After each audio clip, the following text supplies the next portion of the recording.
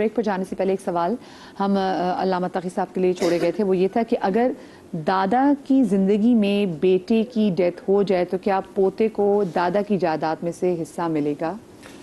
جی، فقہ جعفریہ کے مطابق، اور ظاہراً جو آف ایئر میں بات ہوئی اس میں فقہ حنفی بھی اس حوالے سے متفق ہیں کہ ایسی صورت میں اگر اولاد زندہ ہے، یعنی خود جو دادا ہے اس کے بیٹا یا بیٹی کوئی زندہ ہے، تو چونکہ پہلا طبقہ ابھی میں کوئی شخص زندہ ہے تو پھر پوتوں کی یا نواسوں کی باری نہیں آئے گی۔ اگر سارے بیٹے یا ساری بیٹیاں یہ سب بھی یا تو انتقال کر جاتی ہیں، ایک ہی بیٹا تھا وہی زندگی میں انتقال کر دی، اب ان کی جو ہے وہ پوتے یا پوتیاں ہیں، تو پھر ایسی صورت میں دادا کے انتقال کے بعد یہ وراثت پوتوں یا نواسوں تک جائے گی۔ تو اس طرح سے یہ سلسلہ ہے۔ آئی تھنک اس کے اندر کوئی اختلاف ظاہر نہیں ہے۔ بالکل ایسے ہی۔ اور ان کیس اگر آپ کی صرف ایک چھوٹی بات جس طرح میں نے بریک میں بھی کہا تھا، دادوں کو یہ چاہیے کہ پوتے کے لیے وصیت ضرور کر دیں تاکہ اس کو مال مل جائے۔ اور یہاں ایک پھر اور بھی مشورہ دوں گا میں نے جس طرح آپ پہلے بھی آپ کے ساتھ پروگرامز کیا تھا ہم نے یہاں پہ، کہ بہت سارے لوگ زندگی کے اندر ہی چیزیں وہ بانٹنا شروع کر دیتے ہیں، پھر ہم نے یہ دیکھا کہ ان کی اولاد آخر وقت میں ان کو بہت تکلیف کا باعث بنا دیتی ہے۔ تو خدا کے لیے پھر ایسا بھی نہ کریں۔ جیسے لوگ اپنی زندگی میں جیسے اگر اپنے گھر فوراً جائیداد کا بنٹوارا کر دیتے ہیں۔ ہاں دیکھیں، میں نے کیونکہ ایسا دیکھا کہ باپ نے اپنی جائیداد ساری بانٹ دی، اپنی زندگی میں سب کچھ بانٹ دیا اس نے، بعد میں اسی باپ کو رکھنے کے لیے کوئی تیار نہیں ہے۔ ماں کو رکھنے، ماں کو کہتے ہیں کہ ایک بھائی رکھ لے گا، باپ کو ایک بھائی رکھ لے گا، کوئی تکلیف والا مرحلہ ہے، ایسا نہ کیجیے۔ اس لیے تو کیا احکامات ہیں شریعت میں کہ اپنی زندگی میں جائیداد بانٹتے ہیں؟ مرنے کے بعد ہی وراثت ہوتی ہے۔ ویسے تو اس میں مناسب طریقہ یہی ہے، کیونکہ ابھی ایک واقعہ بھی نقل کیا گیا کہ حضور سرور کائنات کی زندگی میں ایک شخص نے کوشش کی کہ میں اپنے جو ساری جائیداد ہے وہ کسی اور جگہ پر صرف کر دوں اور فی سبیل اللہ مجھے جتنا ثواب ہے وہ مجھے حاصل ہو جائے گا۔ تو حضور سرور کائنات ناراض ہوئے اس سے کہ جو تمہاری اولاد ہے وہ اس مال سے محروم ہو گئی، تو بجائے اس کی کہ انسان کوئی ایسا جذباتی کام کرے، وہ جو منطقی سلسلہ خود قرآن و حدیث میں رکھا گیا ہے اس کے مطابق اگر چلا جائے تو بہت بہتر ہے۔ اور ایک عجیب بات یہ بھی نظر آتی ہے کہ انبیاء کی سیرت کے اندر بھی ہمیں محسوس ہوتا ہے، قرآن کریم کی آیت بھی ہے کہ جیسے وہ وارث سلیمان داؤد، حضرت سلیمان کو حضرت داؤد علیہ السلام کی میراث ملی۔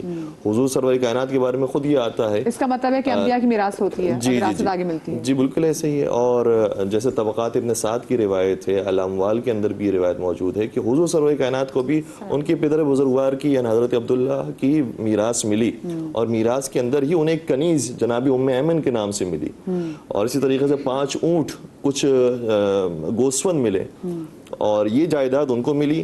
اور اسی طریقے سے ان کی جب والدہ کا انتقال ہوا تب بھی ان کو میراث ملی، حضرت خدیجہ طاہرہ۔ لیکن تو یہ کتنی اچھی جو ایگزامپل ہے کہ والد حضرت عبد المطلب زندہ تھے، حضرت عبداللہ کی ڈیتھ ہوگی اور وہ بیٹے پیدا ہوئے۔ اچھا، اس سے مجھے بتائیں کہ جب شکم میں جو اولاد، جیسے ہم بریک پہ بات بھی کر رہے تھے، تو اس کا بھی میراث میں حصہ ہوگا؟ بالکل، اگر بیٹا ہے تو بیٹے کے مطابق حصہ ہوگا، اور اگر بیٹی ہے تو بیٹی کے مطابق حصہ ہوگا، ایسا نہیں ہے کہ حصہ نہ ہو۔ ٹھیک، ایسا ہی اگر شکم میں بھی ہے، یہی جب حضور سرور کائنات کی مثال ہے اسی طرح سے ہی ہے کہ آپ کے والد بزرگوار اس وقت اس دنیا سے رخصت ہوئے کہ جب آپ شکم میں حضرت جناب آمنہ سلام اللہ علیہ کے اندر موجود تھے، تو اس کے باوجود بھی آپ کو آپ کے والد بزرگوار کی میراث ملی۔ ایک چیز یہ بتائیے گا کہ وصیت کی ابھی آپ نے بات کی، بعض لوگوں کا یہ خیال ہے کہ ہر شخص کو وصیت اپنی لکھوانا یا وصیت کرنا ضروری ہے، کیا یہ لازمی ہے وصیت کرنا؟ یہ کوئی فرض یا واجب کے درجے میں آتا ہے؟ بسم اللہ الرحمن الرحیم۔ دیکھیں، میں نے آپ سے پہلے عرض کیا تھا وصیت اس وقت واجب ہو جائے گی بلکہ فرض کے قریب تک ہو جائے گی کہ زکوٰۃ کے حوالے سے معاملہ، اس کی زکوٰۃ رہتی ہے، وہ وصیت کرتا ہے کہ جی میرے مرنے کے بعد یہ مال دینا ہے، یا پھر وہ وصیت ایک طرح کا قرض ہوا، یہ قرض ہے، بہت اچھا، یا پھر اس پہ قرض ہے، رائٹ، اس وقت اس پہ واجب ہو۔ میں بھی آپ سے شروع میں انٹرو میں ایک بات کی تھی کہ وصیت اور ول میں فرق ہوتا ہے۔ جیسے ہمارے یہاں باہر ویسٹرن ورلڈ کے اندر جو ول ہوتا ہے، ول ہوتا ہے خواہش کے مطابق، آپ جس کو چاہیں جتنا چاہیں دے دیں، لیکن وصیت میں جو قرآن مجید فرقان حمید کی جو بار بار آپ اشارہ کر رہے ہیں، آیت میں اللہ سبحانہ و تعالیٰ نے ورثہ کا لکھ دیا ہے کہ بیٹی کا یہ حق ہے، بیوی کا یہ حق ہے، ماں کا یہ حق ہے، یہ ول نہیں ہے، یہ ول نہیں ہے، آپ کی ول نہیں ہے۔ اگر کوئی چاہے کہ میرے مرنے کے بعد میرے بیٹا اور میری بیٹی کو ایک جتنا ملے اور وہ یہ لکھ دے، تو کیا اس کو اچھے اعتبار سے مانا جائے گا؟ قرآن مجید فرقان حمید نے لکھ دیا کہ بیٹے کے 2 حصے اور بیٹی کا حصہ۔ ہاں، زندگی کے اندر کوئی شخص جتنا چاہے ہبہ کر دے، تحفہ دے دے، اس میں شریعت میں کوئی ممانعت نہیں کرتی۔ اچھا، یہ میں تھوڑا سا اس کے اندر ایک شاید ظاہراً اختلاف محسوس ہو رہا ہے، وہ یہ ہے کہ اگر ورثہ کے لیے بھی مرنے والا کوئی وصیت کرتا ہے اور باقی ورثہ راضی ہیں تب تو اس کے مطابق ہی عمل ہوگا. اگر راضی نہیں ہے تو 1/3 پر پھر بھی عمل ہونا چاہیے اور ہوگا عمل. صحیح. اگر آپ کی بیٹیاں ہی ہوں تو مجھے بتائیں, اکثر جیسے فقہ حنفیہ میں کیا ہے, میں فقہ جعفری سے کے حوالے سے پوچھوں گی, تو پھر آپ کی جائیداد کے پوری بیٹیوں میں جاتی ہے یا پھر آپ کے بہن بھائی بھی آپ کی جائیداد میں حصے دار ہوتے ہیں؟ 2/3 جو حصہ ہے وہ بیٹیوں میں جائے گا, اور اگر ماں باپ اس کے زندہ ہیں تو 1/6 حصہ ان کے پاس جائے گا, اور اگر اب ماں باپ نہیں ہیں تو پھر کچھ حصہ جو ہے وہ چچا کو بھی جائے گا, یعنی کہ جو میت کے بہن بھائی ہیں ان کو بھی حصہ جائے گا. اور فقہ جعفریہ میں فقہ جعفریہ میں یہ ہے کہ جو میراث پہلے طبقے میں تقسیم کرنے کے بعد بچ جائے وہ دوبارہ سے پہلے طبقے ہی کے ورثہ میں تقسیم کی جائے گی, وہ دوسرے طبقے میں نہیں جائے گی. بیٹیوں میں ہی جائے گی. جی جی جی بیٹیوں میں ہی رہے گی, کسی اور بیٹیوں میں اور والدہ کے اندر ہی رہے گی. اگر والدہ ہیں یا والد ہیں جو بھی ہیں حیات ہیں تو جو پہلے طبقے کے افراد ہیں ان کے اندر ہی میراث رہے گی جب تک کہ پہلے طبقے کا کوئی شخص موجود ہے. اور اگر دوسرے طبقے میں چلے گئی یا کوئی پہلے طبقے والا نہیں تو پھر دوسرے طبقے کے اندر ہی جائے گی. ایسا نہیں ہوگا کہ جو بچ گئی ہے وہ پھر دوسرے طبقے کی طرف منتقل مکمل بیٹیوں میں جائے گی. ایک کالر ہم لے لیں, کالر ہے ہمارے ساتھ. جی السلام علیکم. جی السلام علیکم. وعلیکم السلام. جی آپ فرمائیے. جی میرا سوال ہے کہ میرے پیرنٹس کی ڈیتھ ہو گئی ہے اور 2 گھر تھے ہمارے, اور میرے بڑے بھائی نے جو ہے وہ سیل کر کے ہمیں بغیر بتائے وہ اپنے نام پہ وہ پراپرٹی لے لی ہے, اور وہ یہ کہہ رہے ہیں کہ میں بڑا ہوں اور میں نے اس میں اپنا پیسہ لگایا, اور میں نے مفتیوں سے بھی مولانا سے بھی پوچھا ہے تو میں کچھ بھی اس کا ڈیسیجن لے سکتا ہوں, اور میں ابھی گھر کو بنا کے رینٹ پہ دوں گا اور پھر میں آہستہ آہستہ اپنے سب بھائی بہنوں کو حصہ دوں گا. جی ٹھیک ہے. اصل میں لوگ اپنی جال سازی کا جو الزام ہے نا مفتیوں پر مولانا پہ پتہ نہیں کیوں ڈال دیتے ہیں. مفتیوں سے پوچھا, آئی ایم شیور 100% کہ کسی مفتی نے ان کو یہ نہیں کہا ہوگا.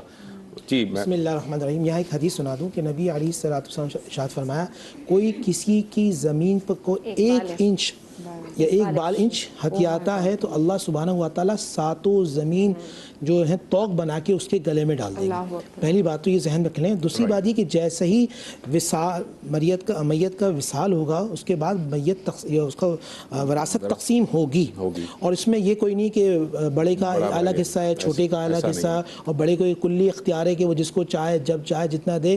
یہ طریقہ باطل ہے, قرآن و حدیث کی خلاف مزاج ہے. میں ایک بات یہاں پر ضرور کرنا چاہوں گی. بہت ساری اولادیں اپنے ماں باپ سے کہتی ہیں کہ ابا ہمیں جائیداد میں حصہ دے دیں, تو کسی بھی صورت پر ماں باپ اس بات کی وہ نہیں ہے, پابند نہیں, بالکل بھی پابند نہیں ہے کہ وہ اپنی زندگی میں اپنی اولاد کو جائیداد میں سے حصہ دیں.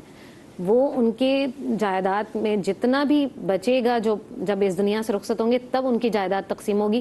اس سے پہلے کوئی اولاد اپنے ماں باپ سے یہ تقاضا نہیں کر سکتی ہے کہ ابا آپ زندہ ہیں گھر بیچیں اور ہمیں جائیداد. جیسے اکثر لوگ کرتے ہیں کہ جی ہاں, جیسے کسی کے پاس کوئی کاروبار ہے, دکان کے حوالے سے بتا دوں, اگر باپ نے اپنی زندگی میں اس کو وہ دکان دے دی, اس کی ملکیت میں ہے, اس کے قبضے میں ہے, تو پھر وہ تو اس کی ہوگی, اور اس کے قبضے میں ہبہ والی صورت, اور ایسا نہیں ہے تو پھر وہ بھی سب وراثت میں تقسیم ہو جتنی کل جائیداد ہے دکانیں. جی بالکل ایسے ہی ہے کہ اگر ہبہ کر دی گئی ہے, جو عام طور پر نہیں ہوتا ہے, وہ بچے جو ہیں وہ اپنے والد صاحب کے ساتھ لگ جاتے ہیں. جو بڑا بیٹا ہوتا ہے وہ پہلے لگ جاتا ہے, وہی پوری دکان کو تعمیر کرتا ہے اور اس کے اندر بڑا حصے دار ہوتا ہے. پھر جب باپ کا انتقال ہوتا ہے تو وہی سب سے بڑا یہ امیدوار بن جاتا ہے اور دعوے دار ہو جاتا ہے کہ مجھے جو ہے وہ یہ دکان کے اندر حصہ ملنا چاہیے کیونکہ اصل تو میں نے کھڑا کیا ہے. حالانکہ اس وقت حصہ ملے گا کہ جب باپ نے مرنے سے پہلے آپ کو مالک بنایا ہو. مالک نہیں بنایا تو چاہے آپ نے جتنا بھی کام کیا ہے, ایز اے لیبر کام کیا ہے, ایز اے ملازم کام کیا ہے, آپ ایسا حصے دار نہیں ہے. اگر حصے دار آپ کو بنا دیے, کچھ شیئر دے دیے, تو جتنا آپ کو شیئر دیے ہیں اتنے ہی کے ذمہ دار. ایک اور کالر ہمارے ساتھ موجود ہے حیدرآباد سے. السلام علیکم. السلام علیکم. وعلیکم السلام. جی مجھے پوچھنا تھا کہ میں پھوپھی ہوں. جی جی. اور میں میرڈ بھی ہوں, تو میں نے اپنے بھائی کے 3 بچے پالے ہیں. ٹھیک ہے. تو بچپن سے ہی میں نے پالے ہیں, تقریباً 2.5-3 سال 4 سال سے پالے ہیں.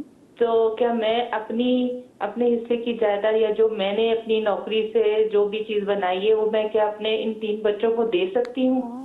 Such a beautiful question. Oh my God. ابھی یہ حیات ہیں, یہ جتنا چاہیں جتنا کچھ دے سکتی ہیں. یہ ہبہ ہے, تحفہ ہے, شریعت نے اس کی معاملے. ہاں مرنے کے بعد ان کی اولاد میں اور پھر ان کے شوہر میں مال تقسیم ہوگا, پھر بچے مجھے بتائیں آپ کی شادی ہوئی بھی ہے؟